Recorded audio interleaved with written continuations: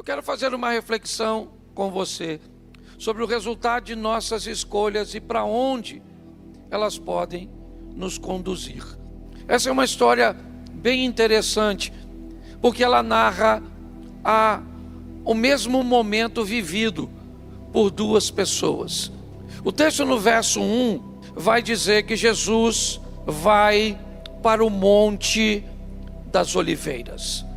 Apesar do texto não narrar a outra ponta desta corda, nós só vamos encontrar com ela um pouco mais à frente, porque o verso 2 já começa: pela manhã cedo ele torna para o templo.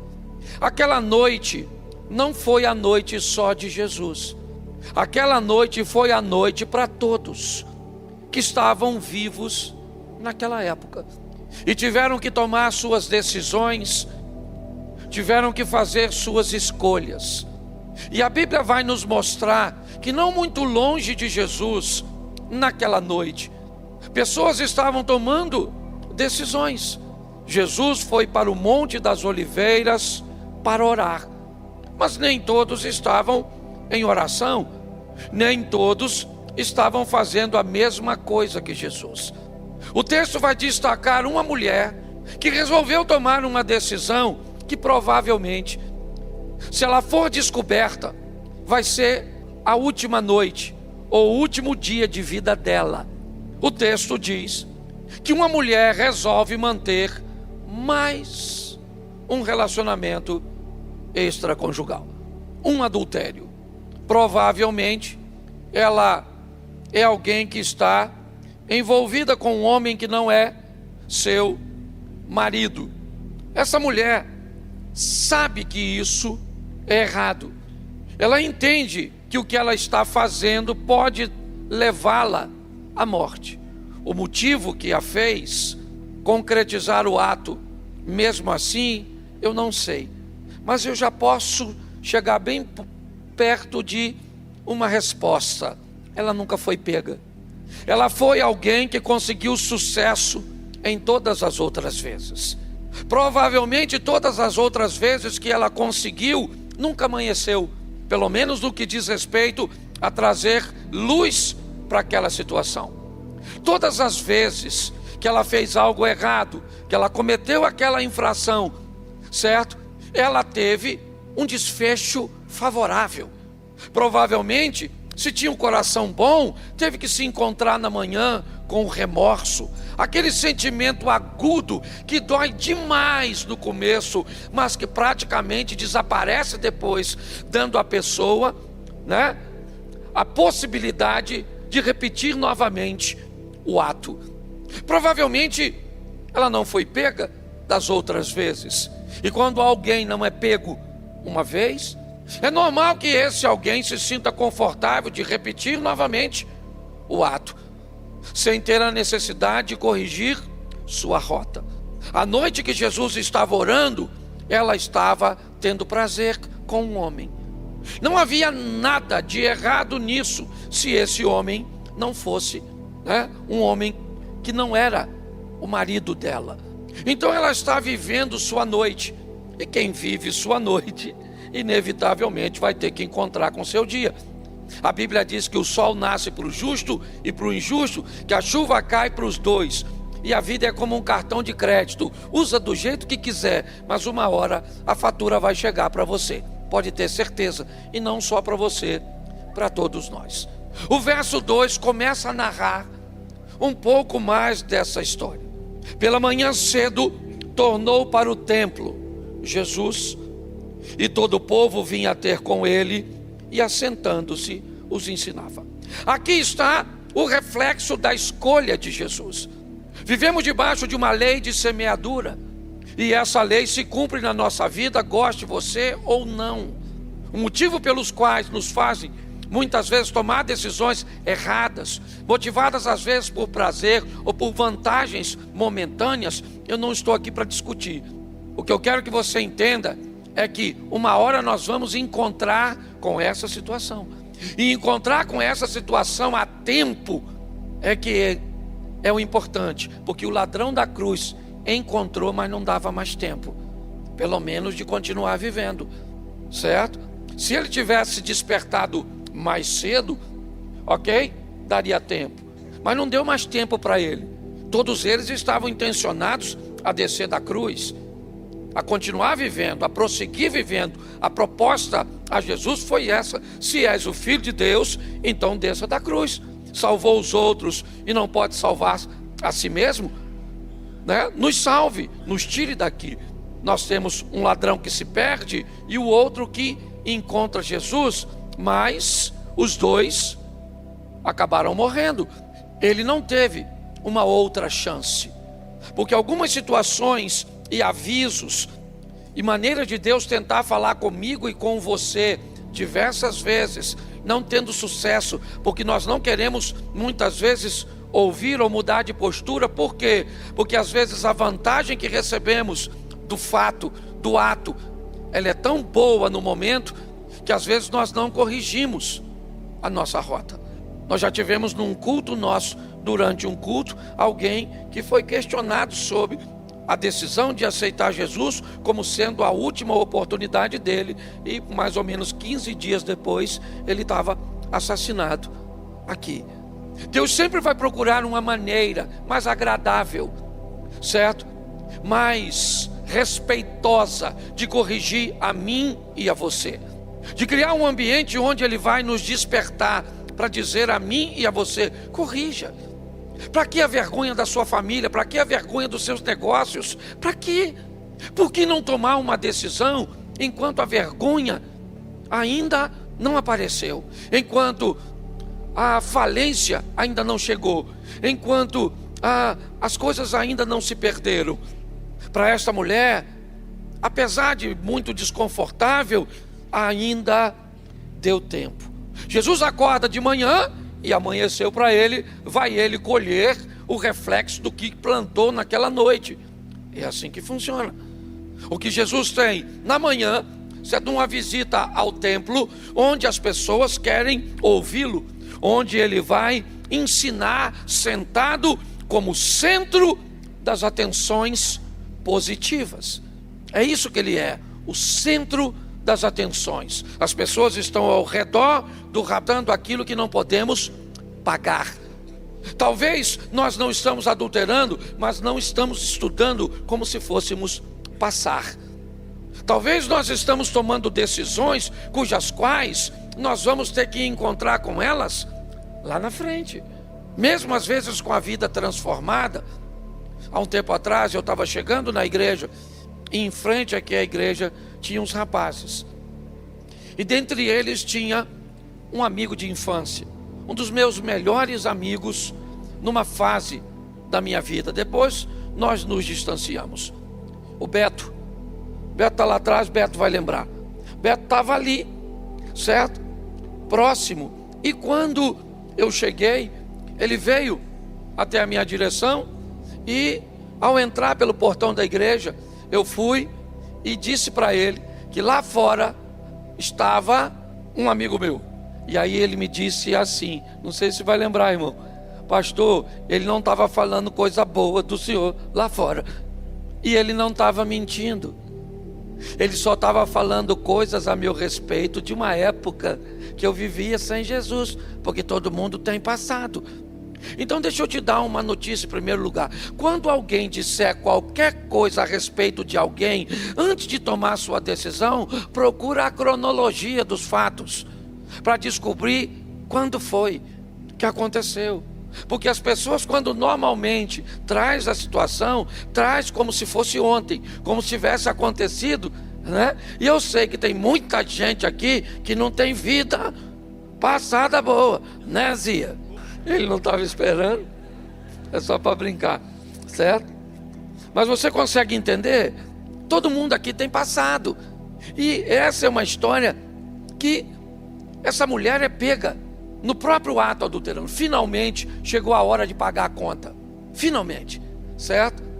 Naquela noite em que Jesus está orando, certo? Eu não gosto muito disso não, até falei que não ia fazer, mas eu acho que vale a pena. Pergunta quem está do seu lado assim: o que você fez noite passada? Você consegue? Olha só, naquela noite pegaram a mulher Na verdade, me parece que já estava amanhecendo. Quando pegaram a dona, finalmente chegou a hora, certo? Ela foi pega no próprio ato adulterando. Ou seja, deram nela um flagrante. Pegaram a dona. E agora? Agora vão colocar a moça em evidência, certo? Vão pegar essa mulher. Poderia pegar e só matá-la. Poderia. Eles têm a lei de Moisés que os embasavam. Bastava pegar a pedra e apedrejá-la. E pronto. Executou, está certo. Certo? Moisés escreveu, a lei virou juiz, não tem ninguém para defender. Ela errou mesmo. E já que errou, tem que lidar com os seus erros. Pronto. Virou basicamente uma fatalidade. Só que as coisas estão mudando, sabe? Apesar da lei ser de Deus, as coisas estão mudando e eles não sabem. Tem alguém entre eles que se sobrepõe à lei. Tem alguém a eles que pode dar uma segunda chance às pessoas. Tem alguém no meio deles que pode fazer um fumante que tem câncer de pulmão e não tem nada a ver com Satanás, tem a ver com o tabaco. Porque às vezes o coração dele é de Jesus, mas o pulmão já foi da Souza Cruz. Você consegue entender? E isso hoje fez com que esse indivíduo esteja sofrendo com um problema pulmonar. Se nós olhássemos no Velho Testamento, ele está colhendo o fruto do quê? Mas a esperança ainda não é o fim. A misericórdia de Deus está no meio de nós. Então nós precisamos acreditar nisso, que Deus ainda faz milagres e ainda está no meio do seu povo. Pegaram a mulher e foram colocar essa mulher onde? No centro das atenções, como Jesus. Jesus torna-se o centro das atenções por coisas positivas.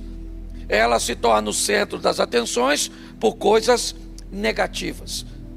O exemplo que Jesus vai dar deve ser replicado, para que aqueles que o replicam sejam chamados de cristãos. O exemplo que essa mulher está dando deve ser evitado, certo? Porque o título que quem vai receber vai ter não lhe traz honra, não lhe traz dignidade. Então eles querem expor essa mulher, colocar essa mulher no meio, mostrar essa mulher para todo mundo. Isso por quê? Porque ela errou mesmo. Você está entendendo? Porque está aí o exemplo dela. Sabe o que ela está fazendo? Ela está fazendo o que nós não fazemos. Sabe o que os escribas e fariseus estão dizendo? Nós somos melhores do que ela. Parece que há um alívio quando alguém faz algo que nós não fazemos. Quando nós conseguimos, pelo menos por algum tempo, tirar a atenção de nós e colocarmos em outra pessoa. É isso que eles estão fazendo. Leva essa mulher para o templo. Uma mulher que provavelmente está basicamente seminua, já está envergonhada, triste, sabe que vai morrer. Seus algozes já estão com as pedras na mão. É só apedrejá-las. Mas nenhuma desgraça é tão boa que não possa piorar, certo? Para que matar um se nós podemos matar dois? Para quê? Bom, já que as pessoas não gostam dos desobedientes, elas também não têm tendência a gostar de obediente, não. Já que algumas pessoas não gostam das pessoas que vivem no pecado, numa vida torta, elas também não gostam de alguém que vive uma vida santa e digna. Não basta matar a pecadora adúltera, por que não levar o santo Jesus também para o buraco junto? Porque parece que as pessoas não estão satisfeitas com nada. Vamos acusar quem merece, certo? Por quê? Porque quando eu acuso a mulher, eu tiro de mim o foco. Mas quando eu olho para o outro lado, tem alguém santo que faz o foco voltar para mim. Você consegue entender porque você vai ser capaz de ser perseguido, mesmo sem dizer nada? As pessoas não vão gostar de você só por causa da sua postura, mesmo você não se tornando soberbo, nada. As coisas são difíceis. Observe, algumas pessoas podem ser perseguidas só porque receberam um elogio, só porque alguém viu nelas a capacidade de fazer algo e quis premiá-la, muitas vezes falando sobre a sua conduta. Inevitavelmente, só por causa disso, essa pessoa acaba criando desafetos. Essa é a comunidade religiosa, escribas e fariseus. Não tem nenhum gentio aqui não. O texto faz questão de dizer que quem está querendo levar essa mulher para o buraco é crente. E quem está querendo criar problema para Jesus salvar os outros também é crente. É isso. Eles colocam Jesus no meio. E o verso 5 diz: na lei nos mandou Moisés que as tais sejam apedrejadas. Está todo mundo escutando.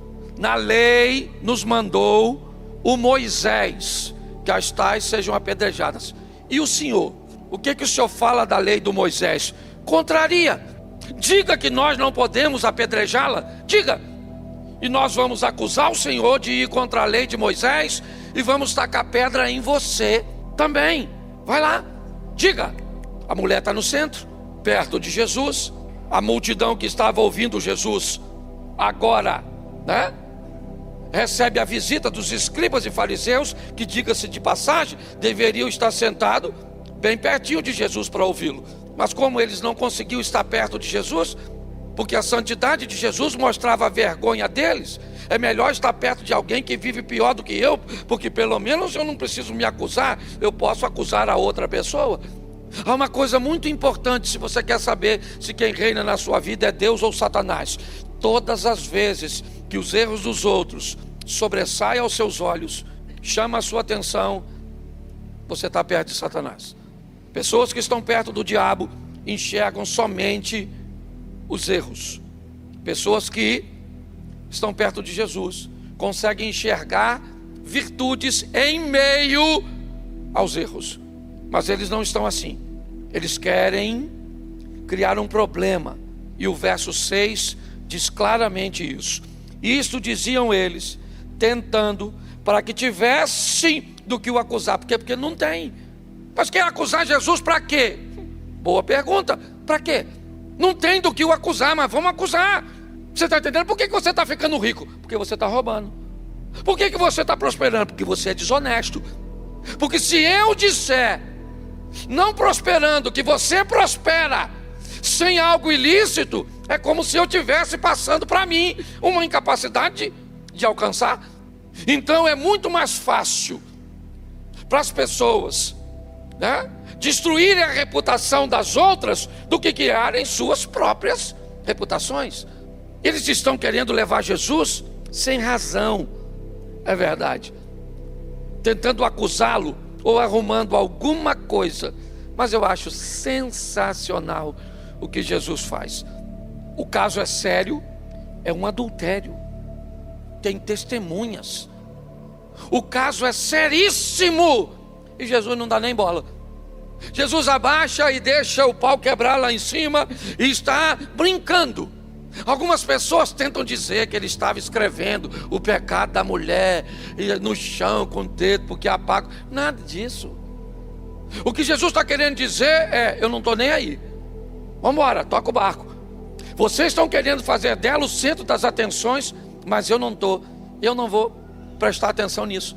O que eles deveriam ter feito? Pare e pense. Para de conversar com Jesus, pega a mulher, vai embora e mata a mulher. Mas eles não estão satisfeitos com isso não. Eles querem levar Jesus junto. Eles querem dizer: olha, nós precisamos matar ele também, precisamos fazer alguma coisa com esse indivíduo. Para ela a gente já está resolvido, o caso dela já era, ela já está morta, é só matar. O que nós precisamos agora é uma forma de levar esse indivíduo junto com ela. Mas ele não fala nada, ele não está dando atenção para eles, ele não está olhando para eles. Jesus não está nem aí para aquela situação. É como se ele dissesse assim: quer matá-la? Então pega a mulher, leva e mata. O Moisés não autorizou? Não é isso? Não é essa a cabeça de vocês, que uma pessoa quando erra não deve ter uma segunda chance? Porque eu aprendi uma coisa ao longo da minha vida: se alguém sempre foi sem vergonha, sempre foi sem vergonha, sempre foi sem vergonha, e se converte, sabe o que as pessoas falam? Fica de olho, hein? Fica de olho que isso não era mole não. Isso é lobo na pele do cordeiro. Está aí na igreja, está aí na igreja, está aí na igreja. Fica de olho, hein? Mas se uma pessoa sempre foi gente boa, sempre foi gente boa, e um dia deslizou. Sabe o que as pessoas falam? Nunca me enganou não, rapaz. Isso tinha alguma coisa por baixo dos panos assim que eu não me engano, certo? Pode notar. Por quê? Porque as pessoas gostam de ver os outros cair. Seja franco, a maioria de nós, até de fato, se você está na rua, alguém escorrega e cai, normalmente o que você faz? Você não morre. A nossa preocupação é tão grande com isso, que nós já sabemos isso e está no nosso inconsciente. Você quer ver? Quando tu tropeça, já tropeçou? Qual é a primeira coisa que tu faz depois de tropeção? Me ajuda aí. Caçar se alguém viu. Porque se ninguém viu, certo? Tá tudo certo. Mas se alguém viu, é verdade. Nós paramos e olhamos para eles, Jesus não está nem aí, certo? Mas eles não vão se dar por vencido, por satisfeito, não. Eles vão dar um jeito de fazer com que Jesus também seja morto. Então o verso 6, o texto diz assim, verso 7, perdão. E como se insistisse, então como é que ficaram? Jesus, taca a pedra nela ou não taca? Taca ou não taca? Taca ou não taca? Taca ou não taca? Taca ou não taca, Jesus? Isso aqui é uma adúltera, vamos tacar a pedra, tá todo mundo com a pedra na mão, pedrada na dona. Jesus se endireita e vai dar atenção àquele caso. A mulher é o centro das atenções. Quem era o centro das atenções até a mulher chegar? Quem era? Quando ela chegou, quem se tornou o centro das atenções? Ela, sim ou não? Sendo acusada por um bando de religiosos. Pastor não, rapaz. Quem falou pastor aí? Falaram pastor. Pastor acusa ninguém não, rapaz. Estou brincando, que eu ouvi uma voz de uma criança. Certo? Ele se endireita, levanta. Sabe diante de quem Jesus está? Quando Jesus fica em pé diante daquela situação, ele está diante de nada mais, nada menos do que a poderosa lei do Moisés, a mosaica. Ele fica de pé e as pessoas estão esperando o que é que ele vai falar contra a lei suprema do Moisés. É isso. O que ele tem a dizer, e o que ele tem a dizer vai tirar a atenção da mulher e dele, certo? E vai colocar sobre algumas pessoas, não são sobre todos, tá bom? Jesus olha e diz assim, depois de ficar em pé, certo? Diante dele está lá o texto, o adultério é uma pena de morte, a adúltera precisa, e ele diz assim, aquele entre vocês que não tem pecado, atirem a primeira pedra. Vai lá. E o texto disse isso, e diz também que Jesus não falou mais nada. Ele abaixou e continuou escrevendo. Atire a primeira pedra. Primeiro, ele só está falando com quem tem pedra na mão. A turma do templo que estava lá, quando ele estava pregando, estava sem pedra. Eles estavam fora da situação. Então ele não está conversando com todo mundo. Ele está conversando para quem gosta de apedrejar os outros, para quem gosta de acusar os outros, para quem tem dificuldade de lidar com fracasso ou com sucesso, com virtudes ou com defeitos, porque qualquer coisa incomoda. É com esse povo, o povo da pedra. É a turma que está com a pedra na mão para atacar na mulher, porque a mulher merece e acabou. É o fim dela. Quando ele diz, atire a primeira pedra, tem muita gente com pedra, mas provavelmente a frase não é dita para todos. É dita para quem presenciou o fato, para quem sabe que é verdade. Algumas pessoas sequer sabem, vai apenas pelas histórias dos outros. Você viu? Não, eu não vi não. Me contaram. Ah, você presenciou? Não presenciei não. Eu só soube. Não é com esse povo que Jesus, esse povo gosta de tacar pedra. Esse povo gosta de apedrejar. E eles vão te apedrejar de qualquer jeito.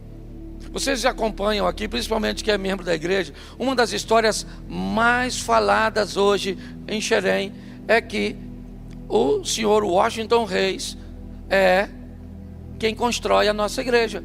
Eu tenho que ouvir isso pelo menos umas 2 vezes por dia, que nós só construímos aquilo lá porque ele está financiando para a gente construir. É verdade? Não. Mas as pessoas falam, e o que a gente faz? Não constrói. Aliás, quebra aquilo tudo lá e joga no chão. Eu lembro, hoje não tem mais porque está tudo mudado, mas eu lembro quando o cachorro, eu morava ali na Praia da Mantiqueira. Deixa eu ver se eu consigo lembrar o nome. Palhaço era o nome do cachorro. Pensa num cachorro para latir para a lua. Não podia ver uma lua cheia. Eu achava até que ele ia virar lobisomem, aquele cachorro. E uau, uau, uau, uau, uau, uau, uau. E ele ficava doido com a lua, doido com a lua. E a lua fazia o quê? Ele continuava latindo, sim ou não? E a lua continuava brilhando, acesa. Então deixe os cães latirem. E continue brilhando, continue fazendo, continue vencendo, continue crescendo. Você está entendendo? Se o que vou crescer e incomoda os outros, se lascar também. E pior, se lascar ainda incomoda os outros e você. Então que se lasca os outros e você. Não posso falar isso não, desculpa. Mas é a verdade, as pessoas ficam olhando, não fazem, não querem ver você fazendo, não crescem, não querem ver você crescendo. Jesus falou, atira a primeira pedra. E foi lá, ó. E ele falava com o pessoal que viu. Fala assim, eu vi. Fala, eu vi. Isso. É com quem vê. E o pessoal, porque como é que funcionava a lei? Já expliquei aqui. A lei de Moisés era assim. Tinha que ter pelo menos 2 testemunhas ocular que viu o fato. Entendeu? Então essas pessoas davam o depoimento na presença. E aí elas tacavam o primeiro uma, entendeu? Depois o segundo tacava dele. E aí a turma ia para pedrada. Quando Jesus diz atira a primeira pedra, ele tirou o foco dele, da mulher, e colocou na pessoa que viu. Aí eu imagino todo mundo olhando para quem viu. Pelo menos o pessoal que... Vamos lá, irmão, vamos lá. Pedrada na dona. Eu estou aqui, eu só posso tacar minha pedra depois que você tacar a sua. Taca a sua, ela está lascada, essa dona. Lada de homem, já está tão difícil. Ainda pegou, não? O homem dos outros. Só que aí o pessoal com a pedra na mão está diante de quem? De quem? E ele sabe que Jesus é o Filho de Deus. E que é poderoso. E que sabe que eles também têm pecado. Porque todo mundo tem. Você tem? Você tem? Sério? Quem não tem, levanta a mão. Me conta aí, pô. Todo mundo tem. Quando Jesus fez isso, todo mundo começa a olhar para as testemunhas. Porque para o apedrejamento acontecer, tem que começar por elas. Pastor, eu nunca apedrejei ninguém, mas nunca começou uma fofoca. Era verdade que ela era adúltera, sim ou não? Mas isso faria sentido para Jesus? Porque se alguém diz, Jesus, fui eu que falei, porque é verdade. Que Jesus diria para ela, mas você também faz isso e é verdade. Que direito você acha que tem de dizer para outra pessoa que não tem mais chance para ela? Que história é essa? De darmos sentenças tão desagradáveis para filhos, casamentos, negócios, saúde de outras pessoas. Nós não somos pessoas que levamos ausência de esperança para os outros, não. Quando as pessoas começaram a olhar para si, porque é isso que elas vão fazer. Diante da fala de Jesus, acabou. Ninguém mais está olhando para a mulher, ninguém mais quer saber de Jesus, ninguém mais quer saber do templo, ninguém mais quer saber de nada. Todo mundo está olhando para si.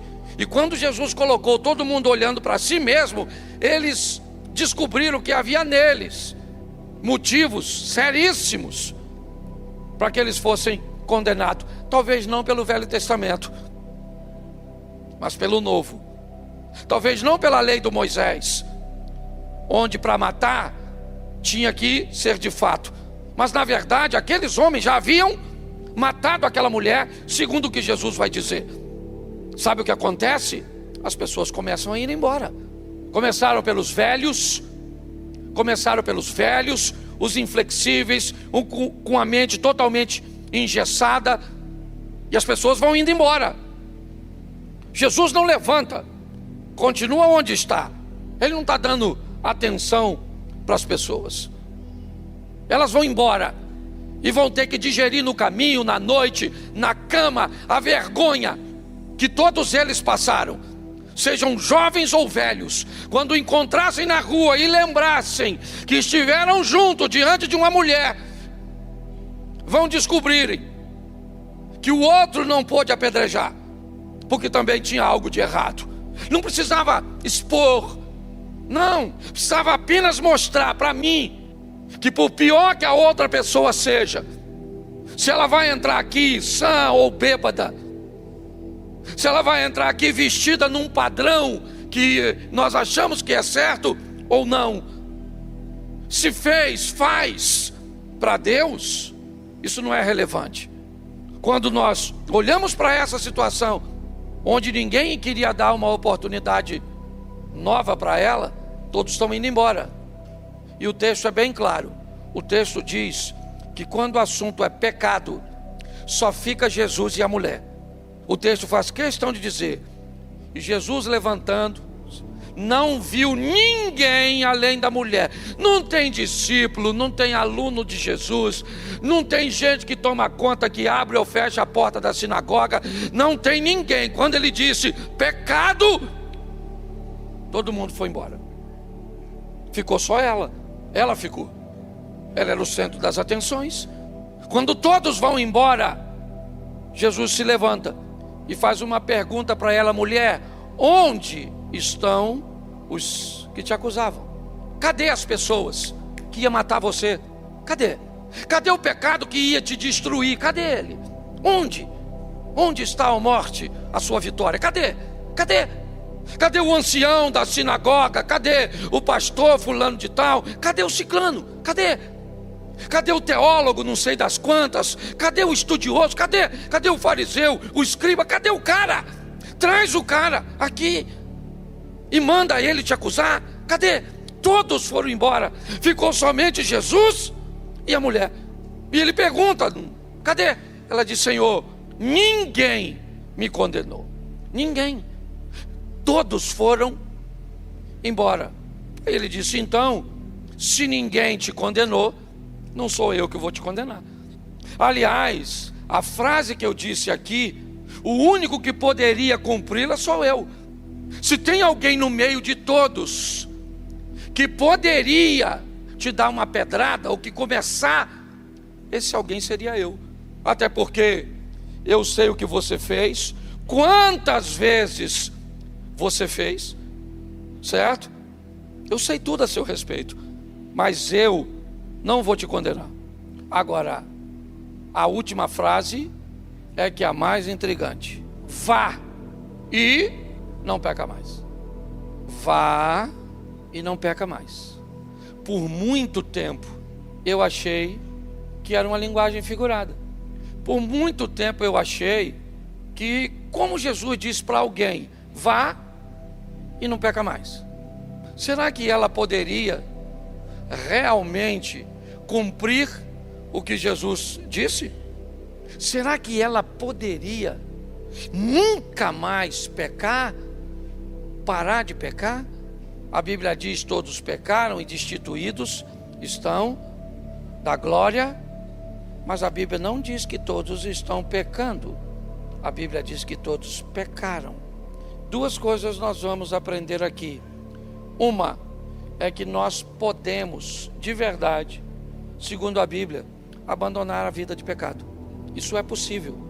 Nós precisamos parar de nos esconder muitas vezes atrás de uma deficiência e dizer: mas nós não somos perfeitos. E isso é verdade. Não está falando de perfeição. Me parece que o que Jesus está dizendo é: saia daqui, primeiro, para nunca mais adulterar. Esse pecado seu, nunca mais. E com todas as suas forças, lute para eliminar todos os demais. Com todas as suas forças, lute para controlar, não para extinguir. Pastor, eu não consigo. É mais forte do que eu. O desejo, eu não consigo parar de sentir. Quem mandou você parar de sentir? A Bíblia diz: pare de dar vazão ao que você está sentindo. Pare de fazer com que a sua mente mande informação para o seu corpo e isso vire um comportamento. Está lá em Tiago, a consumação do pecado. E o pecado, então, sendo consumado, gera a morte. para todos, era a última ou o último dia de vida daquela mulher. Para Jesus não, ele ainda tinha uma oportunidade para ela, para que ela pudesse mudar de vida. Eu não sei, eu sei muito da minha vida. Da minha vida eu sei muito do que eu sinto, eu sei muito do que eu penso. Eu estou há 33 anos no Evangelho, 33, estou indo para 34. Agora, eu ainda sinto muita coisa cujas quais eu me envergonho, Abner. Eu ainda penso muitas coisas das cujas quais eu teria vergonha de falar até para você, irmão.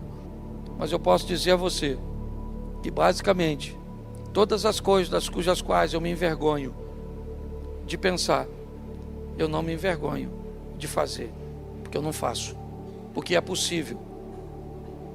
É fácil? Não, não é fácil. É possível? É.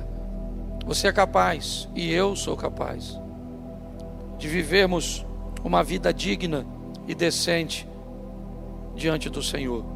Sabemos que o Espírito do Senhor está sobre nós, e Ele nos dá condições de vencermos as maiores tentações, e eu não sei qual é a sua. Algumas envolvem dinheiro, algumas envolvem paixões indevidas, eu não sei. Eu só sei que é possível vivermos uma vida consagrada ao Senhor. E podemos tomar algumas prevenções se queremos andar com um pouco mais de segurança. Há um tempo atrás, eu sem necessidade, demorei um pouco mais para sair de casa, para ir para o aeroporto. E eu não esperava que o trânsito tivesse tão ruim. E quando eu cheguei um pouco mais da metade do caminho, eu comecei a achar que não ia dar tempo de pegar o voo. Então eu comecei a pedir a Deus que abrisse as portas e que melhorasse o trânsito, Eliezer, para que eu conseguisse chegar. Eu comecei, Cauã, a conversar com Deus, pedindo para que Deus me desse condições de não perder o voo. E nitidamente eu senti Deus falar comigo: se tivesse saído mais cedo, não precisava estar falando comigo. Era só ter saído com a margem um pouco maior de segurança. Grande parte, escute o que eu vou falar para você e não se escandalize.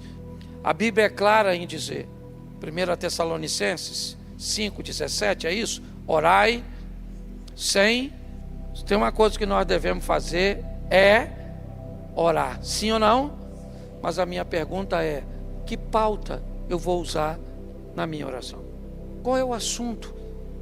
Será que eu preciso de verdade orar sempre usando essa pauta de correção de algo que não precisava ser corrigido se eu tivesse corrigido postura?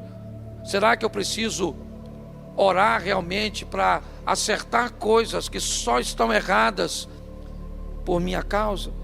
Não estou dizendo que nós não vamos fazer isso, mas a minha pergunta é: se eu, ao invés de orar para corrigir a causa, né, ou eu corrigir a situação, eu orar para que a postura mude, será que essa não vai ser pelo menos a minha última oração no que diz respeito àquilo? Porque se eu corrigir minha postura no que diz respeito a meu cônjuge, esse é um assunto cujo qual eu não preciso mais falar com Deus. E se eu não estou falando com Deus, não posso fazer duas coisas ao mesmo tempo. Se eu tenho que falar tanto e orar tanto para pedir tanto a Deus para corrigir coisas que eu estou fazendo de errado, a pauta está errada. Às vezes nós vamos conversar com casais e a gente vai falar sobre comunicação. Sabe o que eles me dizem? Pastor, nós conversamos bastante. E eu pergunto: qual é a pauta? Vocês já me disseram que conversam bem, mas sobre o que vocês conversam? Será que vocês conversam sobre vocês, ou sobre pagar contas, sobre assunto de igreja, sobre filhos? Quando é que a história é sobre só vocês dois? Pare e pense. Dê uma chance para você mesmo.